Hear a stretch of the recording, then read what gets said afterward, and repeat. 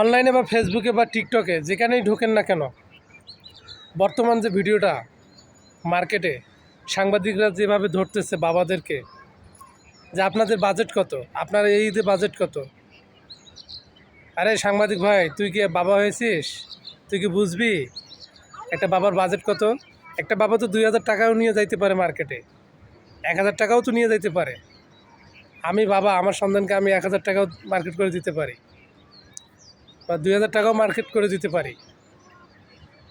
এই যে এই সাংবাদিকরা যে এই ভিডিওগুলো করতেছে, এই কথাগুলো বলতেছে, নিশ্চয়ই তো ওই বাবাদের মনে খারাপ লাগতেছে।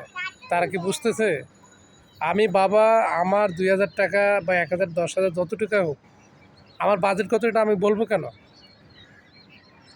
যারা ধনী মানুষ, বড়লোক মানুষ, তারা বলুক আমাদের বাজেট এত লাখ, এত হাজার। তোমরা ঠিক করতেছো না সাংবাদিকরা।